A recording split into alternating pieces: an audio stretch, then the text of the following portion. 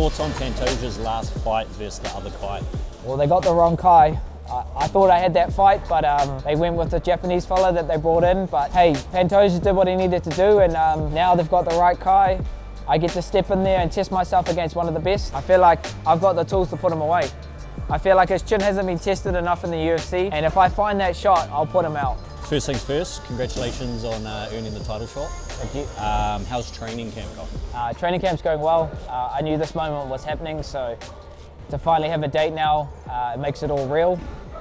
And it's just everything that we've worked towards. 15 years I've been grinding, and you know, this is something that I've dreamt of since I started the sport. So now it's all in front of me, 7 weeks to build, and 7 weeks to get better and bring another belt back to CKB. You had an epic first round victory over Steve Erceg in August last year. Why haven't we seen you in action since then? We haven't seen me since August last year. It's because I've been waiting for this moment. The UFC kind of put me on ice and said, you've got something big coming up, we just don't know when. So I've been training since last year for something, and had cards come up, you know, in Sydney and close to home where I thought I would have been a part of, but I've been waiting for this moment where International Fight Week, the biggest card of the year, UFC 317, co-main event against Pantoja.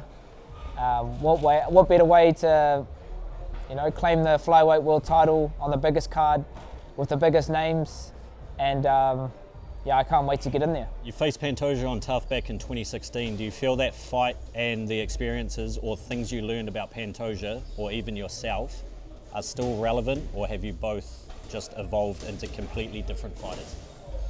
Well, that fight was 9 years ago, so a lot has changed. Obviously, Pantoja's done well, becoming a world champion, and you know, being the face of this flyweight division. I've been in the top 5 for years now in this flyweight division, so full circle, we've never crossed paths in the UFC till now, and what better way to do that for the title? And I feel like I'm just a lot more complete. When we fought in the Ultimate Fighter, and never really told the full story, cutting weight week in and week out, being on the Ultimate Fighter, and I was drained from the get-go. But now, you know, having a proper camp, more experience, more maturity, and I've got something in my back pocket that flyweights don't have, and that's knockout power.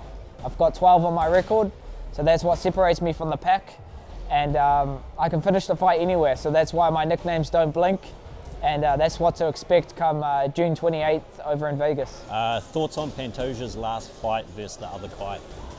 Well, they got the wrong Kai. I thought I had that fight, but they went with the Japanese fella that they brought in, but hey, Pantoja did what he needed to do, and it was a shutout pretty dominantly and choked him out. So now they've got the right Kai.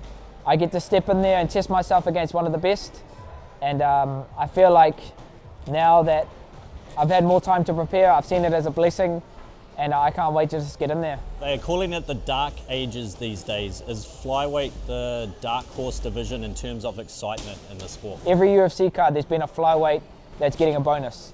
You know, every flyweight is putting it on for the division, and that's what we bring. It's exciting. No one knows who's going to win. It's because anyone can beat anyone. I've just beaten Steve Erceg, who arguably won against Pantoja, but lost to Moreno. And I'm the one that's been given a title shot because, for one, me and Pantoja haven't fought before, but also, no one's finishing fights like I am, and everyone's lost to Pantoja. So I always come at the top of every conversation that leads to the title. So there's no question that they had to give it to me. And for now, I guess you keep counting me out, keep calling me the underdog. I embrace that name, and I'll prove them wrong. Pantoja is known for his relentless pressure and grappling.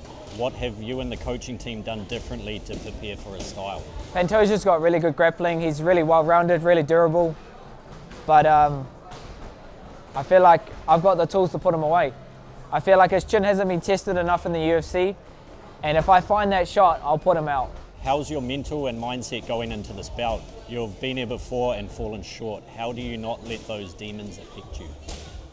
I feel like it's a strength, having already fought for the world title before. I came up short, but I gained all that experience. So it's never a loss, it's always a learning curve. And that's what I'm bringing into this fight. I know what it takes to be a world champion. And I feel like with maturity, with time, it's all meant to be. And I'm here 7 weeks out, confident, ready to, prove to not just everyone, but prove to myself. 15 years ago, I made a promise that I wanted to be the best in the world, and I get to go do that. What would finally getting your hands on UFC gold mean to you, your family, team, and supporters? Man, this belt means so much, not just to me, to my family, but to every kid growing up in Aotearoa, New Zealand. I'm from Māori heritage, so every Māori kid that looked up to me, and it just proves that anything's possible. If you have a goal or a passion that you want in life, you can go after it. And I'm just living proof of that. So, winning this belt, it just shows that, you can do it all the way here in Aotearoa, New Zealand, and the world's your oyster. So it means everything. But also, I never needed the belt to validate who I am as a person and to validate happiness. For me, what makes me happy is having a whānau, having my wife and kids. They're going to love me regardless of if I'm the world champion. Win or lose, I get to go home to them. So realizing that I'm already a world champion in their eyes. What this shirt means, I'm paying homage to one of the GOATs of the featherweight division, Max Holloway, pointing down, always ready to scrap.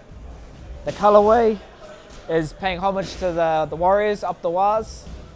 And at the bottom, it says, "Because I'm Māori, bro."